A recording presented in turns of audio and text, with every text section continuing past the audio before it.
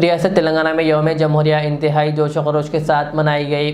शहर हैदराबाद के पुराने शहर के इलाके Falaknuma assistant divisional engineer operation के दफ्तर में भी यौम जमहूरिया तकरीब मनाई गई। ADE फलकनुमा के राजू ने कौमी परचम लहराया। इस मौके पर स्टाफ की कसीर तादाद ने शिरकत करते हुए यौम जमहूरिया की मुबारकबाद दी। అందరికీ నమస్కారం।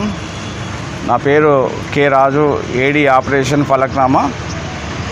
ఈరోజు మనం అందరం 76వ గణతంత్ర దినోత్సవాన్ని పురస్కరించుకొని ఫలక్నామా సబ్ డివిజన్లో మనం జెండా ఆవిష్కరణ చేస్తున్నాము। ఈరోజు మనకు గణతంత్రం ఇచ్చేసిన రోజుని మనం జాతీయ పండుగగా నిర్వహించుకుంటాము। అందులో భాగంగా మన TGSPDCL తరఫున మనం ఫలక్నామా సబ్ డివిజన్లో ఈరోజు జెండా కార్యక్రమం ఏర్పాటు చేసుకున్నాము। మీ అందరికీ కూడా శుభాకాంక్షలు తెలుపుతున్నాను। ఇక్కడ విచ్చేసినటువంటి మన ఫలక్నామా సెక్షన్ AE గారికి, ERO స్టాఫ్ అయినటువంటి సిరాజ్ గారికి, అట్లనే ONM స్టాఫ్కి, సబ్ ఇంజనీర్లకి, సబ్స్టేషన్ స్టాఫ్కి, FOC స్టాఫ్కి, వివిధ రంగాల్లో ఉన్నటువంటి కాంట్రాక్టర్లకి అందరికీ కూడా నా యొక్క శుభాకాంక్షలు। మనకు మన పెద్దలు ఎన్నో ప్రాణత్యాగాలని, ధనాన్ని, మానాన్ని అడ్డుపెట్టి మన స్వాతంత్ర పోరాటంలో పాల్పంచుకొని వాళ్ళ త్యాగాల ఫలితంగానే మనకు 1947 ఆగస్టు 15వ తేదీ మనకు స్వాతంత్రం వచ్చింది। స్వాతంత్రం వచ్చిన తర్వాత ఆ రోజుల్లో ఉన్న పరిస్థితుల్లో భారతదేశాన్ని ఒక మంచి మార్గంలో ఎలా నిర్మించుకోవాలనే ఉద్దేశంతో ఒక రాజ్యాంగ పరిషత్ని ఏర్పాటు చేయడం జరిగింది।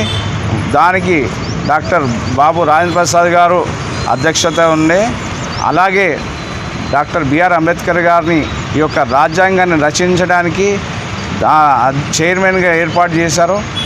మన BR అంబేద్కర్ గారి ఆధ్వర్యంలో మేధావులందరూ కలిసి, ఆ మెంబర్లు, రాజ్యాంగ పరిషత్లో ఉన్న మెంబర్లందరూ కూడా కలిసి వివిధ దేశాలలో అధ్యయనం చేసి మన భారతదేశానికి ఈ రాజ్యాంగాన్ని ఏ విధంగా పొందుపరిస్తే బాగుంటుందని 11 నెలల 18 రోజులు కష్టపడి దాన్ని రూపొందించి మనకు 1949 నవంబర్ 26నే ఇది మనం పార్లమెంట్లో ఆమోదం పొందుపరుచుకున్నాము।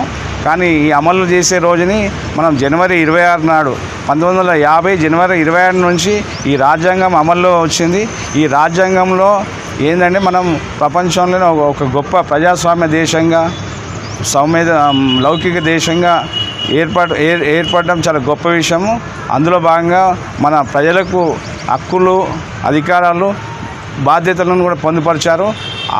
అందులో భాగంగానే ఈ యొక్క ఎలక్ట్రిసిటీ డిపార్ట్మెంట్ అనేది ఒక డిపార్ట్మెంట్ అనేది ఏర్పడ్డది।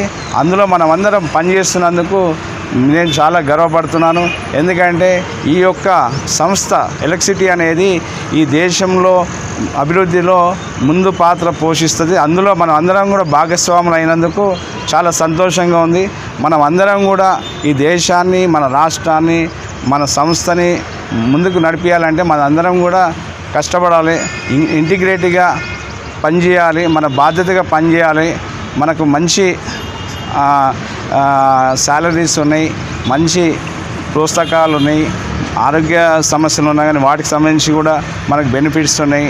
అట్లా మన ఫ్యామిలీస్కి కూడా ఈ యొక్క సంస్థ ద్వారా మనం లబ్ధి పొందుతున్నాం కాబట్టి మనం అందరం కూడా మేనేజ్మెంట్ ఇచ్చిన టార్గెట్స్ అనుకూలంగా ప్రజలకు మనం పనిచేయాలని చెప్పేసి ఈ సందర్భంగా గుర్తు చేస్తున్నాను। మొన్న రీసెంట్గానే మన పవర్ మినిస్టర్ గారు శ్రీ బట్టి విక్రమార్క గారు కూడా ఒక మాట చెప్పారు। ఏమంటే మనము గృహజ్యోతిలో ఫ్రీ కరెంట్ ఇస్తున్నామని అంటున్నాం, కానీ మనం ఫ్రీ కరెంట్ ఇవ్వట్లేదు, ప్రభుత్వం సబ్సిడీ ఇస్తుంది, ప్రభుత్వమే డబ్బులు కడుతుంది ఎవరైతే గృహజ్యోతులు ఉన్నారో వాళ్ళకి। సో మనం వాళ్ళకి ఇంటింటికి వెళ్ళి డబ్బులు కట్టు అని చెప్పకుండానే ఒకే టైంలో మనకు అంతమంది, ఇప్పుడు మనకు ఈ సబ్ డివిజన్లో 20,000 మంది కన్జ్యూమర్స్ ఉన్నారు।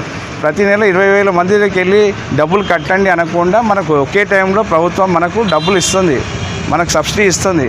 కాబట్టి మన సంస్థ మంచిగా ఉండాలనే ఉద్దేశంతో ప్రభుత్వం ప్రతి నెల మనకు గృహజ్యోతి కింద డబ్బులు ఇస్తున్నారు। అట్లనే ఫ్రీ అని కాకుండా రైతులకు కూడా సబ్సిడీ ఇస్తున్నారు కదా ప్రభుత్వం, అవి కూడా 1100 కోట్ల రూపాయలు విడుదల చేసింది।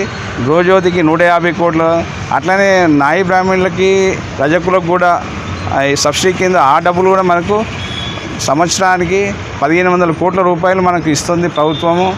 మన సంస్థ ఆర్థికంగా మంచిగా ఉంటేనే ప్రజలకు సేవ చేస్తారని చెప్పే ఉద్దేశంతో ప్రభుత్వం మన మీద భరోసా ఉంచి ఎప్పటికప్పుడు మనకు రావాల్సిన డబ్బులు ఇస్తూ ఉంది. మన సంస్థ మంచిగా ఉంటేనే ప్రజలకు సేవ చేసే అవకాశం ఉంటుందనే ఉద్దేశంతో ఇస్తున్నారు. కాబట్టి మనం కూడా ప్రజలు మనతో కరెంటు పోకుండా ఉండాలనే ఉద్దేశంతో ఎన్నో ఎక్స్పెక్టేషన్స్తో ఉన్నారు. కాబట్టి దానికి అనుగుణంగా మనం అంతా ఆర్నిషలు పనిచేసి ప్రజలకు సేవ చేయాలని విజ్ఞప్తి చేస్తూ ఉన్నాను. అట్లనే ఈ సంస్థ నడవాలి అంటే మనం బిల్లులు సరైన సమయంలో ఇవ్వాలి. అలాగే ఆ బిల్లులు ఇచ్చిన దానికి మనం వాళ్ళకి రిక్వెస్ట్ చేసో వాళ్ళకి చెప్పో మనం వసూలు చేసుకొని మన సంస్థని ఆర్థికంగా కూడా బలోపేతంగా చేయాలని చెప్పి ఈ సందర్భంగా మీకు అందరికీ కూడా విజ్ఞప్తి చేస్తున్నాను. ఈ అవకాశం ఇచ్చిన మీ అందరికీ కూడా కృతజ్ఞతలు తెలుపుతున్నాను. ముగిస్తున్నాను. Thank you.